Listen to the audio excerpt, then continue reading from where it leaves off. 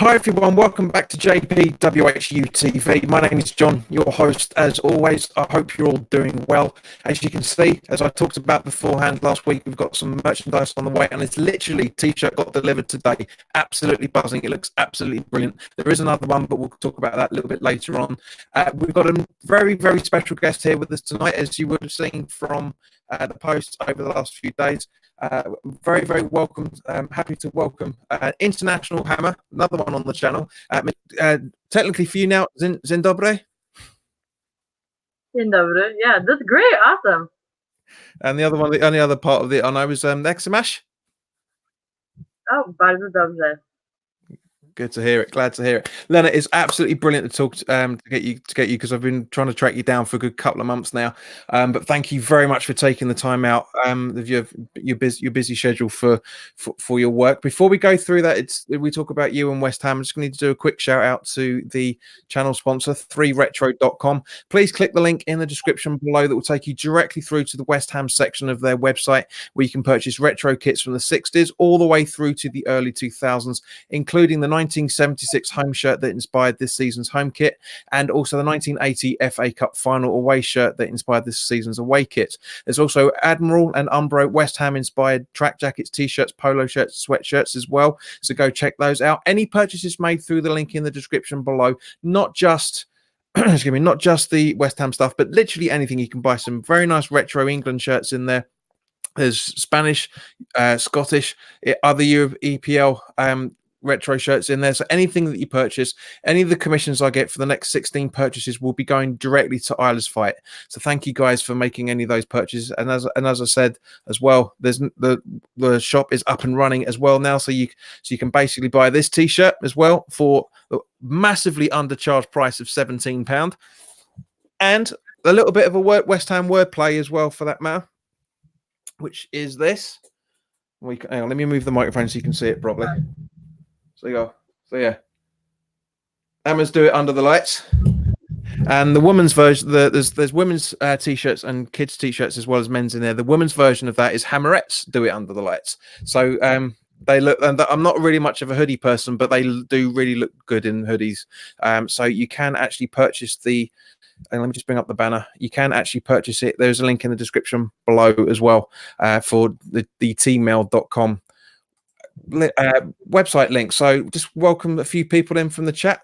Stuart Russell says hi to both of us. Lena, hi. Dust Dafef, a new face. Evening. Oh, nice to see you. Where else are we? Stuart Russell's doing evening again, because obviously that's since we went live, and Jason's in the house as well. So brilliant. Thank you guys. Right, so Lena, you've never watched this channel before, I'm guessing, so you don't know what you're letting yourself in for. But you had some great conversations with Dave and X over in the States, so it's going to be mild in comparison from what we were talking offline. Oh no, not at all. So first and foremost, how long has it been since you moved from Poland to well, basically moved out of Poland originally? Well, I moved to the United States when I was 7, so I've been here for quite a while, because I'm I mean, it's not a hidden fact, I'm 28, so I've been here for 21 years, so it's been a long time. And I've only been in LA for 3 years. Okay, so where were you living before that then, from when you moved from Poland? I live in the East Coast, so I lived in Massachusetts and Connecticut. All right, cool, nice. So how long ago was it that you got into West Ham, and more specifically, you know, what brought you to our great club? Well, it was in 2011, 2012. I was in college and I was studying abroad, living in London, and I was dating a guy who was a Liverpool fan, and he took me to see a Liverpool West Ham game at Boylan, and he thought, of course, because we're dating and I liked him, that I would go for his team. And you know, when we got to the stadium, of course, when I heard Bubbles and when I saw the fans, actually, I was really drawn to the West Ham team and all their fan base. So I think after that game, it kind of cemented it for me, because as you can probably tell, I fell out of love with the guy and I fell in love with West Ham, and I've stuck with the team to this day.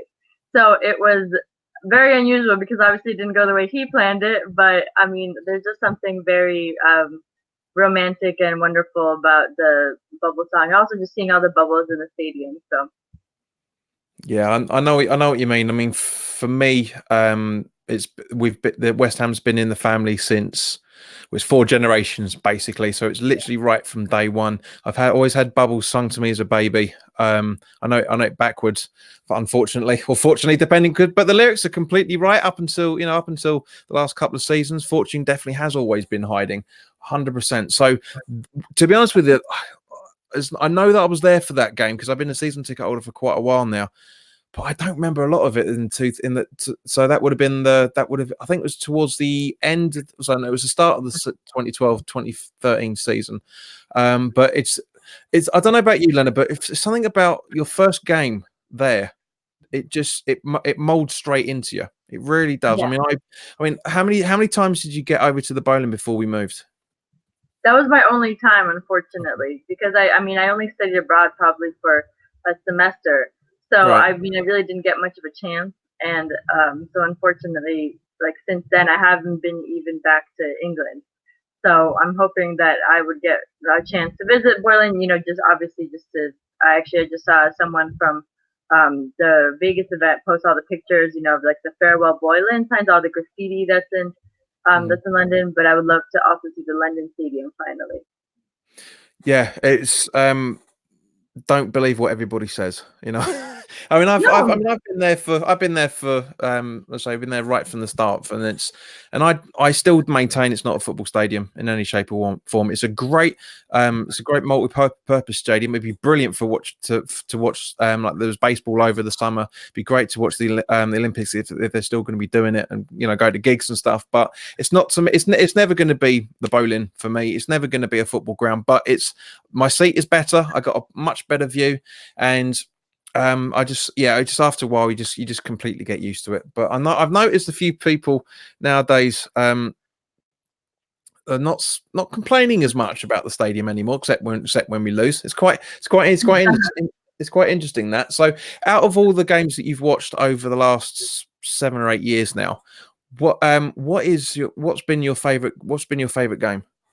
um, see, it's hard to say because there's so many. I mean, I guess just because it's so clear in my head, I would say that the game that I was watching when I was at the West Ham Way event, but also just I mean, anytime we beat Manchester United is always really great. That's why I really loved the game recently. It was like one of the few times I didn't even make it out to the pub with all the LA Hammers. So, I mean, it's hard because after a while I get kind of, and especially because of, it's not that you're pessimistic as a West Ham fan. It's just that you don't automatically expect them to win every single game, but you obviously root for them to do it.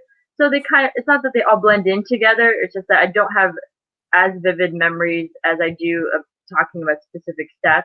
So that's why those two are the ones that stick out in my head right now. And also, you're putting me on the spot. You didn't give me that as a backup before we did our interview that you were going to say, oh, by the way, I'm going to ask you about your favorite games that you remember. Because no one's ever asked me that in an interview. And I've done like 4 now. Well, I like to do things a little bit different. I told you at the Yeah, start you don't know what you're getting yourself I in for. know, right? But yeah, it's always different in terms of. I mean, for you, I've only been able to see one game, for people like me that watch, I go to every home game and I watch every away game. Either sometimes I'm there or I'm watching a stream of it or watch it on telly, whatever. There's a massive difference between being there and watching it on the telly. It's a lot more restrictive on TV. We miss a lot of stuff, absolute lot of stuff. But the Brighton game, yeah. I've heard a lot of stories. I mean, Dave's told me a couple of things about the conversations. Obviously said a lot on the radio show over the last few weeks about it as well. But for you mixing in with everybody, because obviously the majority of people were US Hammers. There's a few, there were quite a few UK guys over as well. What was your favourite moment from that LA? So I keep saying LA, the Las Vegas event. Um, that's really hard to tell. I mean, one of the nicest things that happened, because there were quite a few good moments, was that when I went to the Hard Rock Cafe, believe it or not, the owner of that place, I mean, I posted about it a few times, is a huge Hammers fan. So as soon as I got there and he contacted me beforehand, he said, please stop by.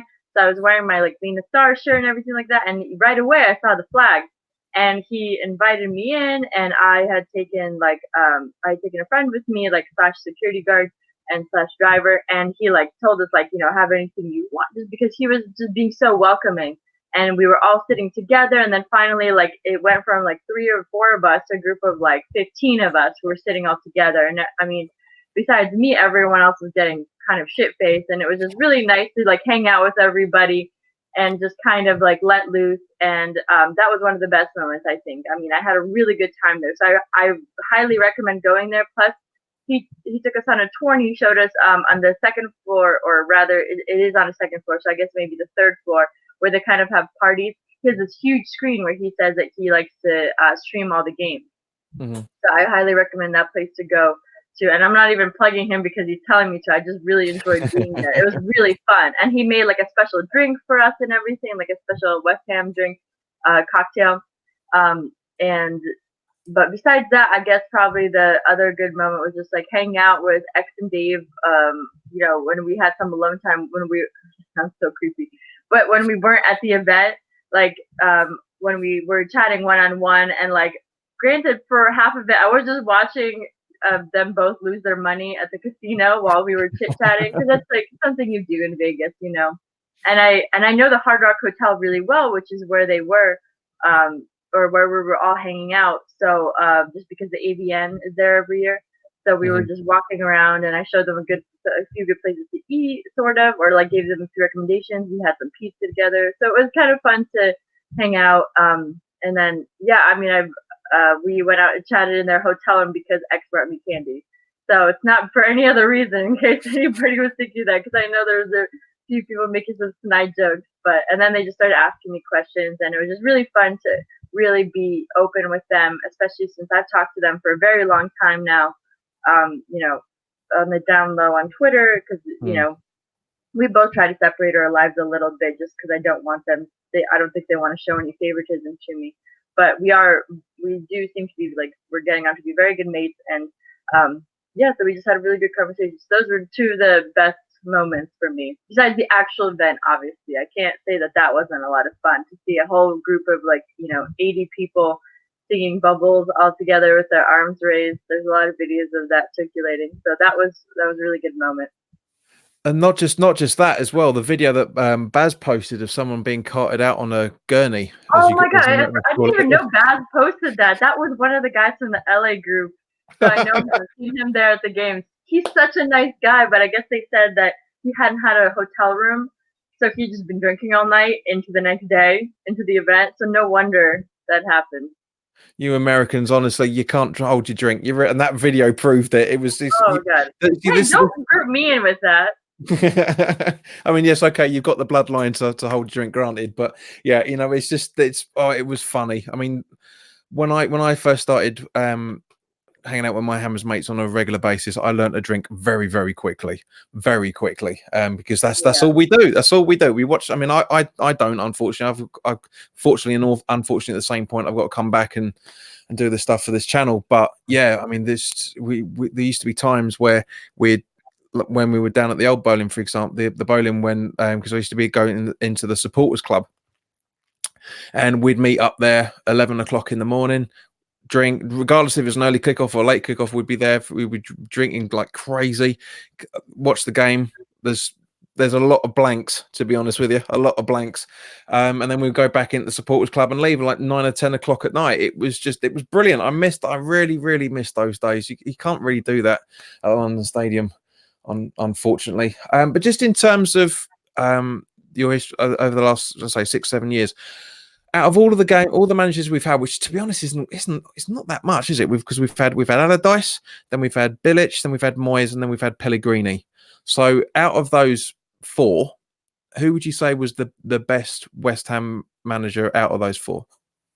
I mean, it's weird because I really will say that Bilic is such a nice guy. But I think that Pellegrini so far has proven to be my favorite manager. Just because I think that there's a lot of players who have improved that I used to really talk shit about. So players who I thought were really, especially like they were just being lazy. I mean, they were just basically walking on the field. Like I just felt like they weren't really moving around. And I feel like Pellegrini has really like made them start hustling, like made them start training so that they become much better players.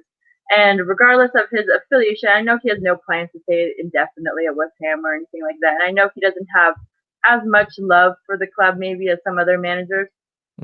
But regardless, he is really like while he's there, it's not like he's phoning it in. He's really putting in his time and energy, and I can see that reflected in the players' performance. I mean, even the short amount of time when Declan was getting a lot of crap from people, like he's bounced back. He did super well in the game versus Manchester United. So I think that that you can't say that has nothing to do with Pellegrini. Like he isn't telling him like forget what people are saying, and just focus on how good of a player you are. And I'm sure a tiny bit of that is Southgate too, or maybe a good part of it. But I just think Pellegrini has done a really good job, and that's to say for someone who's not just like necessarily as West Ham till I die as most people. Yeah, I agree. We'll come on to Pellegrini in a moment, but this has raised up quite an interesting question, which I wasn't expecting to ask you. So, who were the players? Who were the players that you were chatting shit about before Pellegrini came in? I think I've got a fair idea, but go on, give us your insight. Well, I used to think Antonio was a little bit slow, like well, quite a while ago, like maybe like even like upwards of 5, 6, maybe a little bit less, maybe 4 or 5 months ago, and he's changed dramatically. He's just become 100%. amazing. Yeah. So I just think he's made a superb. I mean, Fredericks has improved to the point where I think he's an amazing player. I think even Cresswell is showing signs of improvement too. So I just think that overall, those three are the ones that like pop up in my head as ones that have really shown a lot of improvement. So Yeah. We're gonna say. No, I was going to say Cresswell is back to his best. I know a lot of people have been saying it recently, and I've really criticised him over the last couple of years. Ever since that he broke his ankle, he's never been the same player since. But you're absolutely right. This season, he's it was nice that Masuaku got ahead of him for certain points of view. But yeah, Sunday was just Cresswell of 5 years ago. Absolutely had a superb game. Agree with Antonio. I knew he was going to be one of the first names on the hate sheet because it seems to be for everybody. Really, everybody seems to try and dig him out as much as possible. Agreed. Again, 100%. For me, Bilic was my favourite, just because of there's no other way of putting it. Just because of the way that he dealt with the Payet situation, I thought he dealt with that was about as much honour and dignity as possible. But just that last season at the Bowling, it was everything clicked. Everything. I mean, granted, all right, it was the Premier League's off season because not to sound too much like Sky Sports or anything, but it was because at the end of the day, we were beaten by Leicester and Bournemouth that season quite heavily at home, and Leicester went on to win the league, and Bournemouth went on to finish a couple of places almost as high as we did. So, in hindsight, it was a completely mental season. We beat Man City away for the first time since beating Pellegrini City away. We won at Liverpool for the first time in 57 years.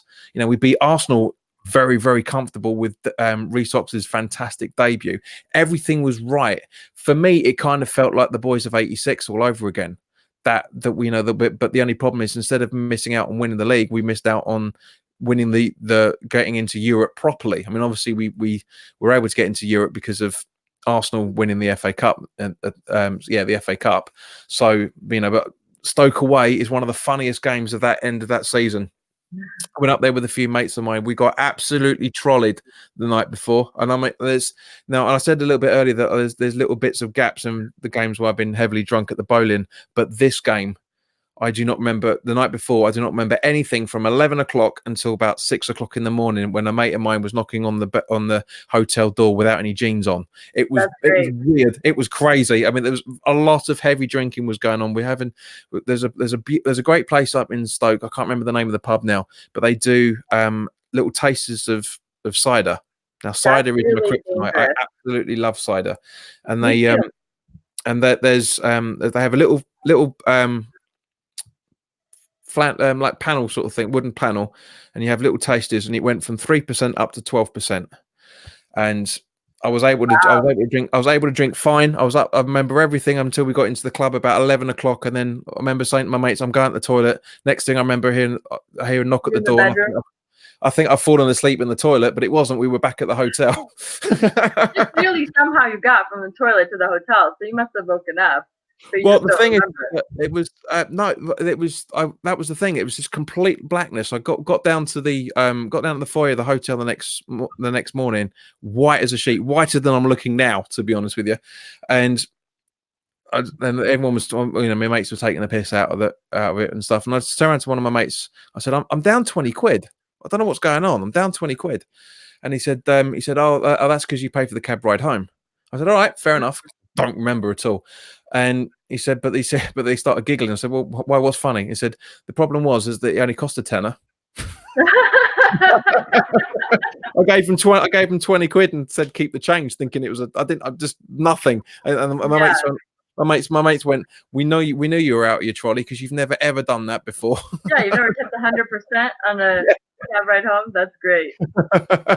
Oh, it was brilliant. But yeah, literally, we were cruising at half time at Stoke, and then we ended up drawing it, if I remember correctly, and the whole Stoke fans taking the piss out of us, singing, "We know we're going on a European tour." And then when the final whistle blew, said, "No, you're not going on the European tour," and then we ended up doing it anyway. But yeah, it was. I do miss those days. I really do miss those days. So that brings us around nicely, albeit slightly protractively, to Lena, your thoughts on last season, because I'm guessing for you drinking with the LA Hammers, which again we'll come on to in a moment, that you pretty much watched every single game last season, was it?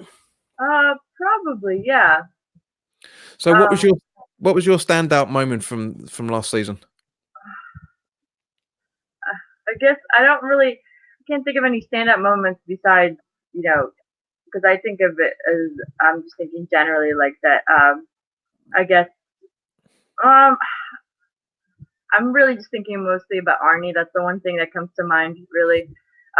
Just how, even before we got rid of him, just having him, just his behavior and just the way he kind of acted. Like sometimes when he, especially when he misses a shot, and then he just like lays down or whatever, starts like walking, and he just had a really bad attitude, and I felt like it affected the entire team.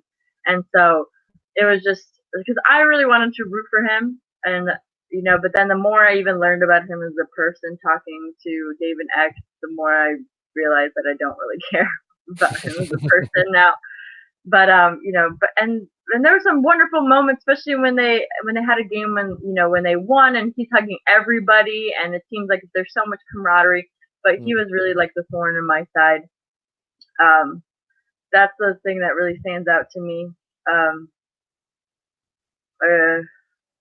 You really could catch me off guard with your questions. You're so specific, because it just seems like that's the only thing I can think about is all the negative. And that's such a terrible thing to say, that I can only focus on the negatives and I don't really focus on the positives. Because when something positive does happen, of course, I'm overjoyed and I'm just like cheering. And I try to watch the game wherever I am, regardless of where it is, even if I'm traveling for work. Yeah, unfortunately, that's the one thing that really stands out to me is any negative thing that happened with any player. Even just in the beginning when Anderson started playing and he wasn't really all there sort of mentally, and now he's drastically improved. I feel like he's really and like the golden moments he's had in games are like really changed him into the person that he is today, from the player that he is for West Ham. Yeah, so those are really the two things that I think about. Yeah, no, I agree. Good friends of mine, American Hammers, are in the chat room saying, "Giving you love, Lena." Yay! Hi. It's good to see him. It's been a long time. Been a long time since they've been on here, but it's great to see you guys. It really is great to see you. Now, Lena, you're probably going to want to throw something at your camera when I say this. But one of the things that I wasn't looking forward to last season, and boy was I proven wrong. When we signed Lukasz Fabianski, my gut reaction to it was, this is a terrible, terrible mistake. I'm not gonna throw anything because there's nothing to you. You're already proven wrong incredibly and immensely. So I have no reason to be mad at you because he speaks for himself in his performances too. So Now, see, I'm glad you're proven wrong. yeah, I've said it many times over the last couple of years. I'm always happy to admit my mistakes, 100%. You see, the thing is that with Lukasz, him being a goalkeeper from a relegated side, that was was my biggest worry. I mean, obviously, when we played Swansea twice the season beforehand, thought he's a good keeper, but couldn't keep Swansea up. And also my knowledge of him from his Arsenal days, when he was known throughout the entire length of his Arsenal career as Lukasz Fabianski, because he was he was Lukasz Fabianski, because it was he was useless. He was useless for a lot of time, but at that point he kind of proven what George Graham, the old Arsenal manager, used to say. He proved him completely wrong. George Graham used to say a goalkeeper is only as good as his defense. And this season and last season, he's really proved that. That just shows how bad Swansea were 2 seasons ago, 2.5 seasons ago, before we bought him. But I was doing a bit of research on him just to shut my mate Steve up, to be honest with you, because he's constantly winds me up every single time saying, "You never bloody wanted him. Why are you clapping him?" and all this sort of stuff. But his stats are very intriguing, and some stuff I never knew. He's had 225 appearances in the Premier League, including from his Arsenal days, his Swansea days, and obviously with us. He's kept 61 clean sheets and has 2 assists. How has he got assists? How is that possible? His completion rate for long balls are brilliant, which I'll come on to in a moment. But yeah, he's really good. There's some that's another level. 2 assists out of those long balls is just it's weird. But for us, for last season, obviously he played every single league game, 148 saves, 7 clean sheets, only 55 goals conceded, and only 1 error that led to a goal in 38 games. 1 error. Yeah, 1 exactly. See, and there are some times when I will say that I've said that that he really saved it when our defense wasn't on their wasn't 100%. on their game, and so that's why I really at first I thought there were some times when we weren't playing to our best, and I was like, you guys can't just rely on Fabianski Super Fab to be the only reason why we're winning a game, because that would just that's putting so much pressure on him to not make any errors, especially when he's already saved so many throughout the game. And so then, so now that our defense is so much better, I think, yes, you're right. It really is this sort of symbiotic relationship that they're really working together now. But at first I felt like it was so much just on him to be able to keep the score, going for us, just because he's saving so many shots. And that's so much pressure. Agreed, 100%. I mean, his stats get better. It really does. Last season, he did 17 punch saves, 26 what is known as high claims, basically jumping and saving it. Yeah, 9 catches, 6 sweeper clearances, 155 throwouts. Wow. He's tall as fuck for a Polish guy, though. I must say, I think he's 6'3" or something like that. Yeah, he's about that. Yeah, he's just a little bit taller than me, because I'm just under 6'2". So yeah, he's a little bit taller than me. He had 309 goal kicks last season, 323 accurate long balls, 1,071 passes with a pass rate of 28.18 passes a match. It's incredible. I know, he's amazing. I mean, every time I watch him, I feel like he very rarely does he make a mistake, and obviously technically speaking, 1 error. Yeah, I mean, it's just, with a goalkeeper like that, that shows you how bad Swansea literally were with all that what he's able to do. Tim, thank you very much for the compliment about my microphone. This I absolutely love this. Dan from West Ham Fan TV told me about these lines, and I love it. It's brilliant, nice little blue. And of course, the reason why I bought it is because it's claret as well. So that was nice as well. Oh, nice. But yeah, it's very brilliant sounding microphone. It's a little bit closer than I normally have it, but never mind. All right, so Lena, what are your thoughts on this season's new signings? How do you feel that they're getting on so far? I mean, there's not a lot to talk about because we didn't make much signings, but in terms of Roberto in the cup, which is probably going to play tomorrow night. Who else? Pablo Fornals, of course, Allaire. I love Allaire. I will say that.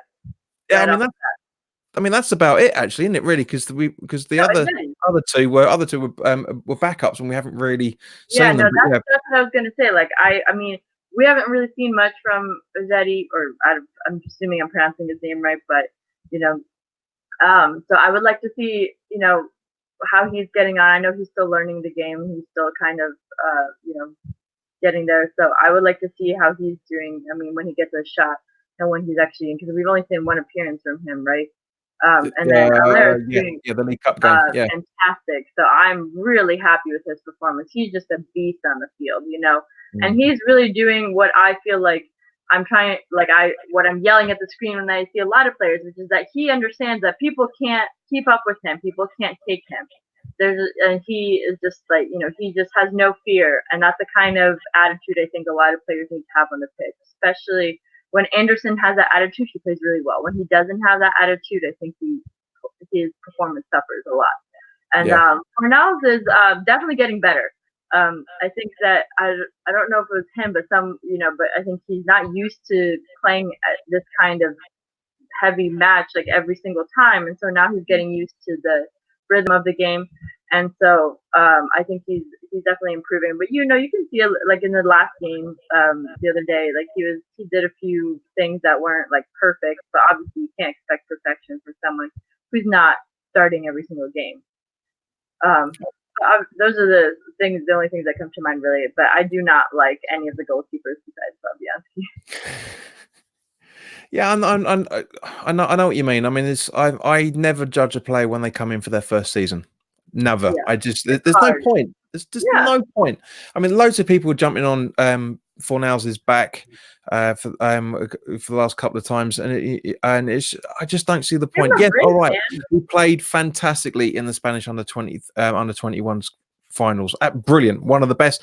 Two of the best players in the Spanish team have come to the Premier League this season. Pablo Fornals and Ceballos, who's up at Arsenal. Both of which we were linked with Ceballos as well. Before the Fornals deal went through, and he's got talent. Fornals has got a lot of talent. It's just I'm really proud of the bloke that he came out the other day. It was about 2 or 3 weeks ago, and said that he's struggling with the Premier League. I love that.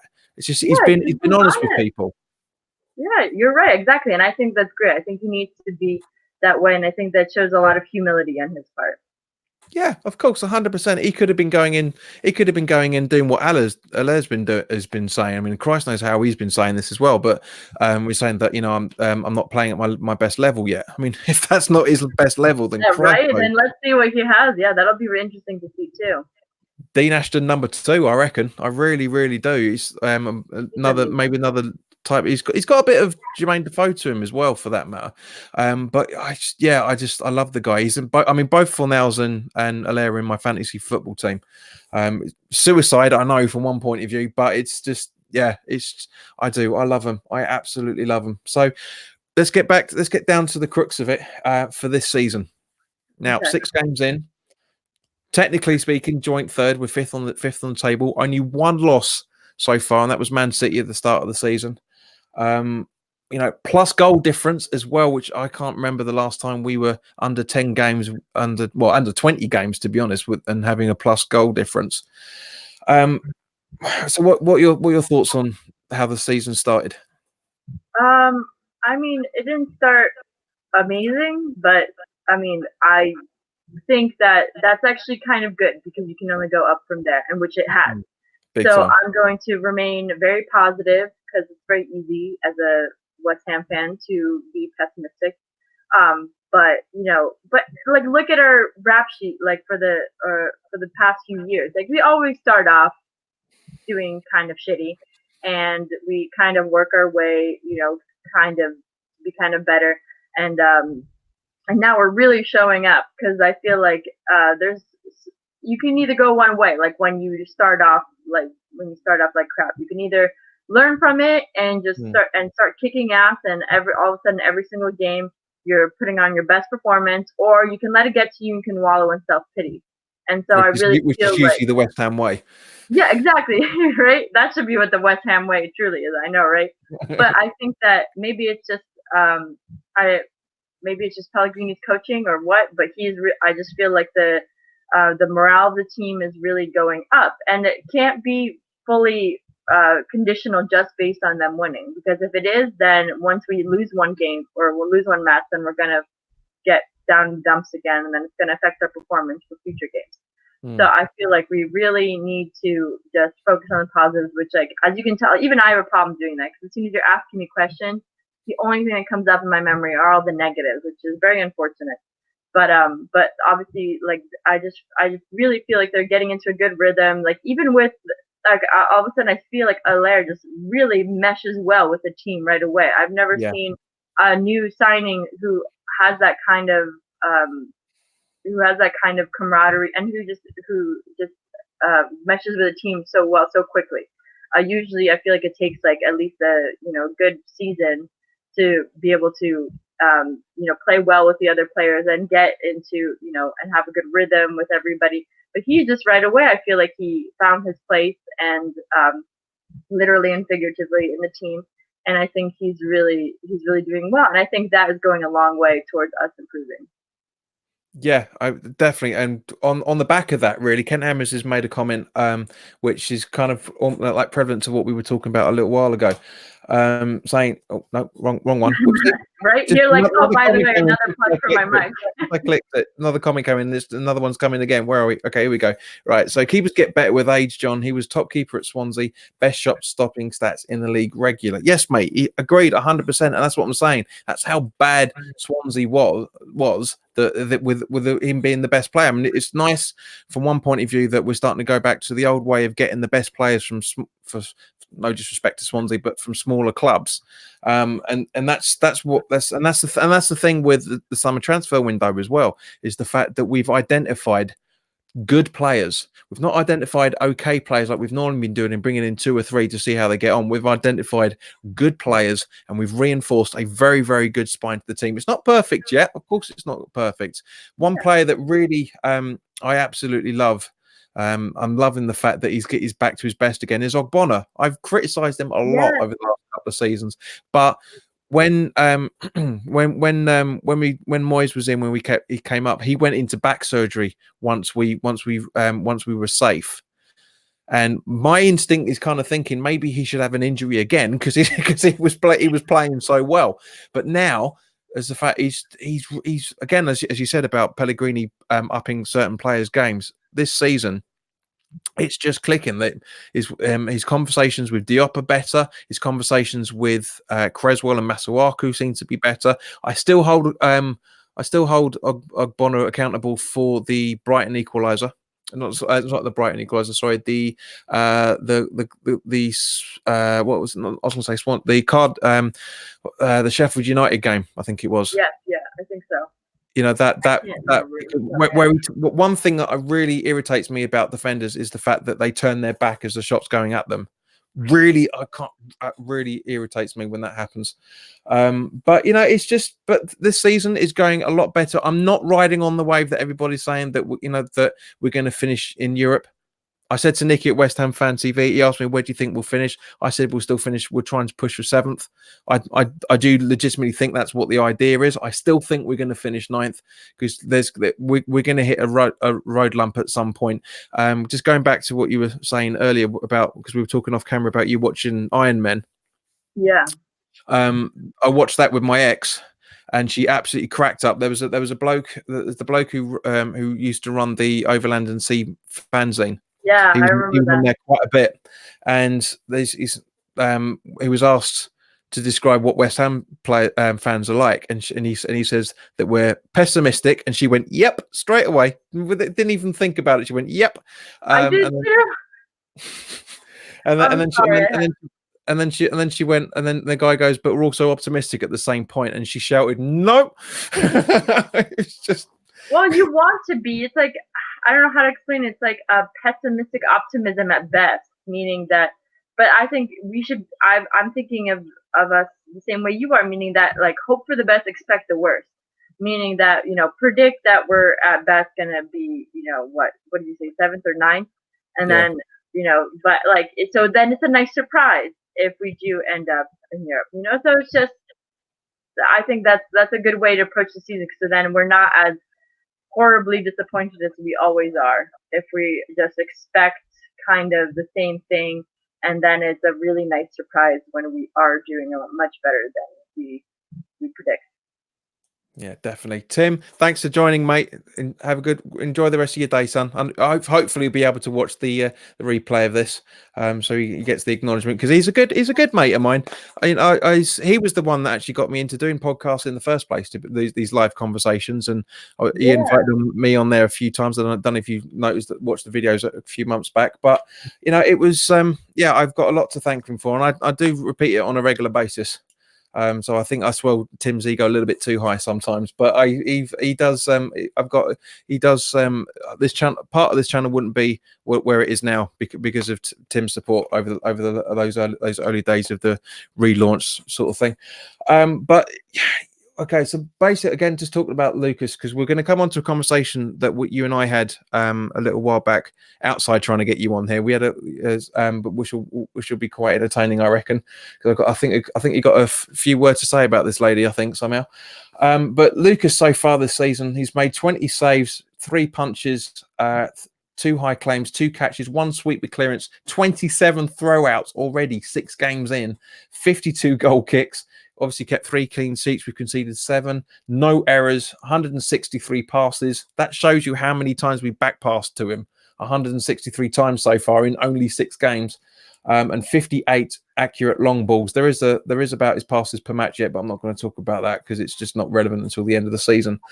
But again, he was immense on Sunday, and I'm gonna say it until he retires. He's really has shocked me. I mean, I said there was a moment in the Man U game where the ball came at him at speed, and for the first time in a long time, I didn't hold my breath. If Adrian was in goal, as much as I love Adrian, we would all be going, "Shit, is he going to get that?" But with Lukasz, you're just assured. You just know he's, and it came right at him. He got it right into his chest. The whole lot. It was absolutely perfect. Lena, sorry, did you watch the Man United game? Oh yeah. Okay, so because obviously it's pretty fresh in our minds. What were your thoughts on it? I thought we played very well. I mean, a lot of people said that during the first half of the game we weren't really playing that well. I still think we were playing very well even in the beginning, just because I felt like we had really good control of the pitch. We just our defense was really great. I mean, obviously, like the few shots they had, there may be like maybe like 1 or 2 that were actually on goal, and the rest were just shit. So you could tell we were really rattling them. And all I kept thinking was, the last manager got fired after after something like that happened, after Man United lost to West Ham. I think that's right. But it was just so and after I had literally just watched Iron Man the other day, so I was just thinking about the fact that like everyone is just so everyone is so pessimistic when we're playing Man United. So it's just really hard to not start watching a game and just be and just be cringing, because you're just expecting the worst. And then to have such a good result was amazing. And I mean, seriously, I think Yarmolenko really played amazing. And then I don't know if you saw, but I think I posted about it, but they didn't even rate Cresswell. Who was it? It wasn't Sky News, but it was somebody else. Who, when they were rating both teams, I think it was actually a newspaper, and they're rating both sides, but they didn't even rate Cresswell, and he actually did, he actually scored one of our goals, and it's just ridiculous. So there seems to be such huge favor for Man United, or even most teams besides West Ham. I feel like we, and then the game before with Mike Dean, he was just, pardon my French, but he was just such a see you next Tuesday. So he was just, it's fine. So I was just so upset, so upset, so aggravated that we really don't get any calls gone our way. And that was even in the Iron Man movie. They're saying like, when is something going to happen in our favor? When are they finally going to give us a break? And it's so hard not to feel like there has to be. I mean, obviously FIFA is notorious for it, so I can't imagine that the Premier League is any different. That there's obviously some sort of what's the word I'm looking for. Uh, like that, the people are bought off. That it just seems like that there are referees who are just totally biased, whether or not it's just because they support a team, like secretly, or what I'm saying is like within their heart, like and they have an emotional thing about it, or they just hate certain players, or whether it's because someone's actually buying them off, and it's really hard not to feel that way when things aren't going our way. So. And now I totally forgot what the original question was. So upset about thinking about that. Yeah, I know what you mean though, Lena, because at the West Ham Way pre-match event with Tony Cottee, I asked him. Now, I didn't expect this question to make the pub go so silent, but I asked him why the media, and I said not just Sky Sports, but BBC, ITV, etc. Why there's such a But to quote the actual what I said to him was that why are they dragging us through the mud and giving Declan Rice so much grief over the last few weeks? And he basically said, he put it very diplomatically. He's right. I don't believe all of it, but he was right when he said that the only way that we can really shut up the media is by winning a cup, because their attitude will change 100% from that. And the thing is with Scott from West Ham Fan TV, when they did the post-match pint, I think it was Scott, said the reason why there's such a loving with City, Arsenal, Man United, etc., the so-called top six, is because they're there to promote the brand of the Premier League. And that is a very diplomatic answer. It is. It's just kind of like the reason why the attitude toward of Gary Neville and Jamie Carragher, for example, when Jamie Carragher said that Man United weren't playing a good club, and that went viral. People went mental when he was saying that. But I get his point. I don't agree with it, but a good club to him is Liverpool doing what they're doing, City doing what they're doing, Chelsea doing what they trying to do again, Man United when they're trying to do what they used to do. That's basically where we were coming from with it. And Tony Cottee did say we've got to take the comments with a big pinch of salt. And again, it's completely true. That side of it I agreed with, because even when I was asking him the question, I did say that some of the comments have been taken out of context, because that's what it's like. Somebody will read the banner of the new article and jump straight on to Twitter or Facebook, whatever, and without actually reading what's actually been said. But it's just the fact that we're also passionate about West Ham, and we don't want anybody to criticize them. And it's like what my uncle said about being a West Ham supporter. It's still funny now. He said being a Hammer is very much like being a parent of an ugly kid. You're proud of them as hell, but you don't want to be out seen with them in public. That's so funny. That is really good. I like that, because of course you're proud of them. You still love them no matter what.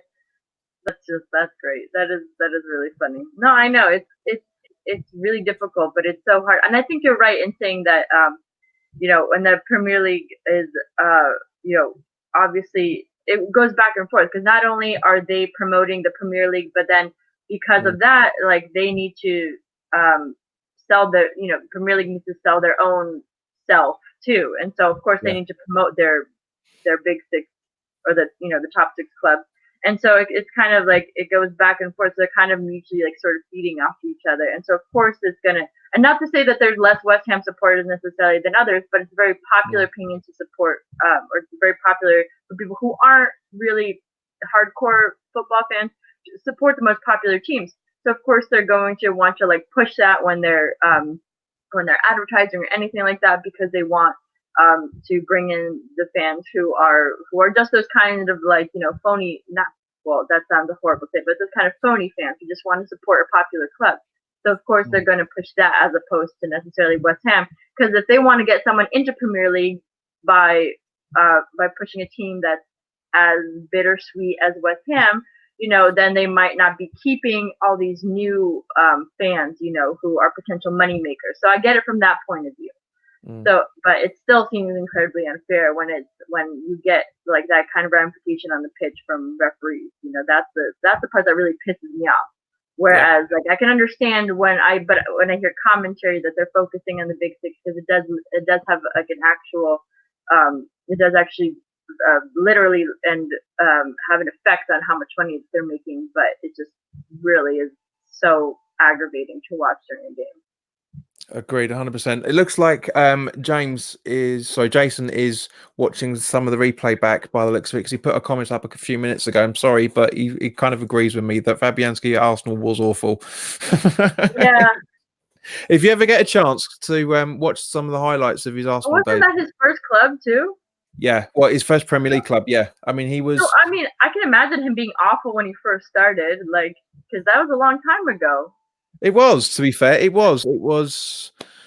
Golden Bennett. How long had it been now? So 225. I guess it's at least 12 years ago. I think. Yeah, exactly. I remember looking up his stats too on like Wikipedia and looking up, and it was like I remember seeing like something in the 2000s when he was in Arsenal, so around about 12 years ago.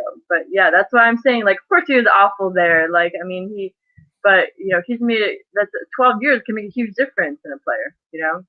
Yeah, agreed, 100%. I mean, sometimes 12 months can make a player in some regards. I mean, as we were talking about earlier, it was, you know, Alaire's hit the ground running. Fornals is getting there, but you know, we'll see. I mean, there's nobody out of the starting 11 now that you'd think you question his decision making, Pellegrini. You just think they're going. No, I don't anymore. No. Yeah. There was one thing that I did question. Remember one time when he made Ogbonna like the captain yes. during the match. That was really surprising. I thought he was going to put Wilshere or Declan or even Fabianski. I know it's very rare to put a goalkeeper as captain, but that was the only surprising thing that Pellegrini has really done, in my opinion. But other than that, I think that overall his decision making has been pretty sound. Okay. Yeah. No. I mean, I agree. It's just I think that was that City. I think that was City that he was. I can't remember. It was one of the games that Noble wasn't playing. Yeah. But yeah. Now, right. So I mean, because obviously, you know, for reasons we talked about off camera, we haven't really gone into your occupation, should we say? But because we were talking about this, and this lady has been making a lot of headlines for the right and wrong reasons recently, I want to talk to you about Mia Khalifa, because the funny thing is that, do you remember when it all broke and that video was about her chugging the stuff? What did I say to you about her? Do you remember what we talked about? No. Because I talked about it to so many people that it's hard to. I don't want to say yes and then make yourself look at it. I know, yeah. Yeah, exactly. But yeah, you know, I said to her, I guarantee the reason why she's done it is because she's trying to get regular work with the new sponsor company. Yes. Okay. Yeah. So I do remember that, and I do understand that, because then she did come out and say that this was just for work. And I'm still a West Ham fan. And then she said something about like, well, at the end of the day, I just support anyone who is playing against Arsenal. But but that still seems very fake to me. And I understand you're doing it for money, you're doing it for sponsorship, but it does a huge discredit to us as a club to wear the West Ham shirt and wear it so proudly all the time, and then just go off and do that just for promotional purposes, because that's just not something you do. You don't go wear another club shirt while you're in the same city. I mean, it just seems so phony, and I understand, but no one's gonna be on your side. Like, I mean, you might as well just go to Watford, because at this point, like, the only people who are excited about it are Watford fans who are like, okay, now we have Mia Khalifa and you don't, or something like that. You know, and then she shot herself in the foot by saying, no, I'm still a West Ham fan. You know, I just did this for money. So it's like she's not going to win. And to be fair, she doesn't deserve to win, because that was kind of a shitty thing to do. Yeah, agreed, 100%. I mean, it was just, I again, as what I'm saying about people just absolutely jumped on it, not seeing the full picture, and I seem to be one of the few people that actually went, well, actually, no, you know, she publicly came out to say that she wasn't able to make a career in doing the videos that she was, which again, you know, it happens. People can't succeed in any type of job, whether it be in porn or whether it be in, you know, just not any job in general, really. So, you know, but yeah, she did. You're right. She did make herself look an idiot, but it's her. It doesn't really. I know what you mean about it coming on to us, but at the same point, it just makes her show, as you say, makes her, it increases her phony level, shall we say, of how that she's only interested doing it for the money. The reason why she stopped making those videos was because she wasn't able to do it as a full-time career. Ergo, wasn't able to get the money she wanted out of it, and then she signed up to whatever that sponsorship company is, and now she's, you know, and but to a degree, what she went when she came out Saturday week saying, I still love West Ham, fuck you Villa, in a West Ham t-shirt. I mean, I get it, you know, she's trying to placate people in from that regards, but yeah, you just don't. I mean, it just shows. I don't think she understands the actual like atmosphere and what it is to be a football fan, how important it is to not just yeah, and to not just like switch back and forth between teams. It's not as easy as like, I mean, people are not going to understand where she's coming from, that she's doing it for money. Like, they don't give a shit because they, like, everyone is literally going to bleed for their club. And when they see someone so flippantly, you know, moving around teams, that's just not done. And I don't think she understands that. And like that has a lot to do with the background. I don't know if she was actually born in a different country or if she was born in the United States, but regardless, she was not UK born, so she just doesn't understand the mentality of it. And even I'm not UK born, but even I was brought up like in Poland, football. Sorry, is a very important sport, and it's a huge thing, and so it always has been in my life. But I never really supported a team very vehemently until I started supporting West Ham, and so it just makes a huge difference. And you're right, like she didn't get it, and she thought it was okay. But at the same time, I can see, like, from her point of view, it's that, I mean, rather, like in her life, it's actually not going to make a difference, because honestly, all publicity for her is just being good publicity now, because the more she's talked about, whether it's in a controversial way or in a positive way, she's getting, that's the reason why her name was so popular when she was doing videos. That, you know, there was that whole controversy with the hijab, and then the alleged threats that she got from the terrorist organization that I don't know why it's like slipping notes to my tongue, but you know what I'm saying. So all of that controversy led her to be such a huge name, and she's still such a huge name in the results, even when you're searching in any search engine for porn. And so she's been able to feed off that name, and any sort of controversy that she causes now, and even when it comes to football, it's going to give her, it's going to make her money, unfortunately, because like people are searching her name, people are talking about her, so she's in the news, and you know, whether people like it or not, that is actually going to benefit her, but obviously pisses us all off. So. Yeah, exactly. I mean, it's each to their own. It's like everyone's entitled to do what they want. Yeah, exactly. At the end of the day, that's it. And talking of which, Kevin Locke has made a comment which I don't really think he's understood what I've said properly. He said, "Attitude is everything," and the team have that. Agreed. Nothing is impossible. Be positive. I've not been negative at any point, including when I do fan cams with Nikki. I said that at the end of when we beat Norwich 2-0, I said I was stunned. 100% stunned by that. I said after the Man United game, I'm waiting to wake up because it feels like a dream. You know, it's just, you know. Listen, I even have here. You can't really see it, but I have "Stay Positive" tattooed on my foot. So you know, I feel like in a weird way, like it's all come around. Like it's been a message in my life, and it's a message even as a West Ham fan. So yeah, guys, don't ask her to show any other parts of her body, right? Okay, just make it. That would be great. For once, I just want to focus on West Ham. That's cool. I do like that.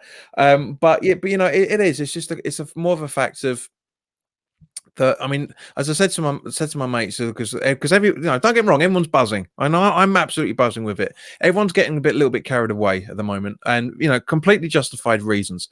But at the same point, because we were talking to Steve while we were watching the Man U game, he said, we should be pushing for Europe. And I went, why? Our defense isn't perfect. Our midfield is still shaky. And we've only got one proper striker up front. How are we going to be able to push for Europe? And I said to him, if we're still in this position in February, then I'll start getting carried away. Yeah, exactly.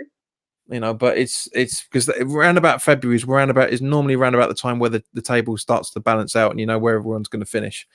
Now, now obviously just coming to it, in terms of, because obviously we've got the league game tomorrow night. Some of the league game, the League Cup games, I should say. Some of them have actually kicked off tonight. Because I think if I remember correctly, let me just double check things while we're looking at it. If I remember right, Spurs are actually playing tonight in the League Cup. Where are we? So yeah, so it's Colchester, Tottenham, Crawley, Stoke, Luton, Leicester, Portsmouth, Southampton, Preston, Man City. Everton are already 2-0 up against Sheffield Wednesday. Watford and Swansea are 0-0, and Arsenal are playing Nottingham Forest. So because obviously we've got our League Cup game tomorrow night against Oxford United, who actually gave us quite a good run out when we were down in the Championship in the year that you started watching. They were quite a tough team to play. The weekend, I don't know if you've watched the preview yet, but the weekend they beat Lincoln 6-0. Oh wow, no, I didn't watch that. No. Yeah, well, it's so go back and watch it after you've got some spare time this afternoon, haven't you? So you can go back and watch it. But you know we've got so we're playing them tomorrow night. So what do you reckon about the team? Would you make any changes? I mean, obviously Masuaku is available now, but in terms of the League Cup game, and then we've obviously got a very, very tough game against Bournemouth away on the weekend. Would you make any changes to the starting 11 from Sunday? No, I mean, except just putting Masuaku back in now that he's good to go. Other than that, I mean, I think that I mean, so what someone said was right. Like a couple people said it on my Twitter that like don't change a winning lineup, which I agree with. I mean, not to say that you should play the same way against every single team you play, but I would just say, I mean, other than that, I would keep it the same. Just put Masuaku back in. Yeah. Yeah, I mean, I agree. I mean, I personally, I am basically what I said. What I would put out was start Roberto in goal because he's been brilliant and he was brilliant for the Preston North End game. He shocked me. You know, I'm hoping that he's going to prove me wrong for the second time in the second season in a row now. But I honestly do think that Creswell will probably play on tomorrow night just to get him the match fitness back again. But other than that, I think Balbuena is probably going to come back in. Zabaleta is probably going to be right back because there's Knox to Anderson and Frederick. But just Knox, from what I understand. I mean, obviously X is going to confirm a few things for us. Well, actually, they're recording it tonight, so it'd be interesting to see what happens with that. But yeah, other than that, I wouldn't even think about that. That's a good point. I mean, but those are always my backups too. Oh, of course, yeah, 100%. But yeah, I would have out. I'd have Snodgrass in for Anderson and Zabaleta in for Fredericks. But other than that, yeah, just pretty much almost keep it exactly the same. Now, just last thing, because we've actually been able to do the normal hour. I'm quite surprised at that. And that's gone pretty quick. It's been an absolute pleasure talking to you. But what I want to talk about first, last I should say, rather than first, is Bournemouth. How do you feel about our opposition? Because for me personally, I think they're a bloody difficult team. Yeah, I think that they're gonna be hard to play, but just I mean, I have again like I just try not to go into it being super pessimistic, which is very hard. But I think we've been playing really well. I think if we have I think with Allaire we have a really good shot at hopefully at least like going even. But hopefully we're gonna do a lot better. I mean, I don't have too hard of an opinion on other teams. I'm trying to get more into watching them so I can be almost from like a coach, from like the manager's point of view. So I feel like I'm more prepared. But at the same time, it's like what is in my head? It's like I'm so busy all the time that I don't really have time to do that. And what does that have to do with me? It's not like I can go to X and be like, hey, can you tell Pellegrini that I think this about this team? It's like he's a player. It's not like I have any sort of relevance to it. But that's the hard part is that I haven't been watching any other games besides West Ham really lately, just because I've been so busy. So unfortunately, I don't have that hard of an opinion yet on Bournemouth, except that like I go to any team thinking that they're going to be hard unless they're not Premier League. Yeah, I mean, I know what you mean. I mean, because at the end of the day, but at the same point, you watch the games, you've got an opinion. So your opinion is more valid, is no more valid or less valid than mine or anybody else that's That's down in true. the Yeah. chat or even Pellegrini's. You know, because you see things from your perspective. I see things from mine. We all see different things and different decisions. And you know, but you know, I don't want to. I'm not going to talk about VAR. I'm getting bored of talking about that already. I know, right? It's so frustrating because you're like, yeah, because everyone has an opinion and it's like an asshole. Everyone has one, so. Good little Churchill quote there. I like that. Yeah, right. But Lena, thank you very much for your time. It's been an absolute pleasure to talk to you, and I'm really glad we've been able to talk about everything that I wanted us to talk about. Just one final thing before we wrap this up. I know our conversation may have tainted your decision on this, but where do you don't look so panicked? It's fine. It's like, I "Whoa." can't help it. You hit me with a lot of new questions today. So where do you think that we will finish in the table? What do you reckon? You know what? I'm hoping for 7. That's fair So, enough. Yep, that's fine. You know, that's you fine. know, I'm Well, not gonna, because then I would like to be pleasantly surprised. you never know. We might be, or we might be heavily disappointed. We just absolutely know where. Again, that's the West Ham way. You just have no clue what's going to happen. But guys, thank you very much for everybody that's engaged in the chat. There's been a lot of conversations going on. Normally I would ask people to put their questions in, but I don't trust this lot, to be honest with you. With, Yeah, with no, your I don't with trust your them either. I occupation, I mean, don't trust them because yeah, it could be I don't know some what time it is there. It's what, it's like 7? Yeah, if they've already started drinking, it's not a good time to ask questions. But honestly, Lena, thank you very much for popping on. It's been an absolute pleasure to talk to you guys. And guys, just to round things up as well, if you like this t-shirt, there's more available down in the link in the description below. The JPWHU TV merchandise is officially available now. As I say, I've got mine delivered today. So thank you very much for any as well, guys. If you want to contact me on Twitter, contact me at JPWHUTV. There's a group and a channel page set up at Facebook. Both should be under JPWHUTV. I think the channel page is a little bit easier to find than the group page. But you can also contact me on Instagram as well at JPWHUTV. I hardly ever use it. I only really use it to promote stuff. And also I'm also on Rumble as well. I got that signed up today, but I don't. Yeah, it's weird. It's a weird I've thing. never heard of that. So, and that's surprising because I use all social media. Rumble is well, there's no E on it for one. It's kind of they're trying to compete with Instagram TV. Basically, Oh, it's pretty much just that. Except the only reason some bloke from one of the YouTube Facebook pages was talking to me about it earlier today. It's quite cool from one point of view. I mean, as far as I'm concerned, this sort of vertical video is just useless. It's pointless. But on Rumble, you can put in links to your social media, like your Twitter and your YouTube and stuff. So that side of it's pretty handy. But as I say, in general, I just stick to widescreen. Really, I don't really like the whole selfie thing. But guys, thank you very much for your time. As I say, I'm going to really try and find a stream for the League Cup game tomorrow. I'm struggling at the minute, so if anybody knows where I can watch it, by all means tweet me or put it in the comments in the replay. But otherwise, you'll see me on Thursday night for the Bournemouth preview. So in the meantime, guys, look after yourselves, and I will see you very, very soon. Lena, once again, thank you very much for coming on.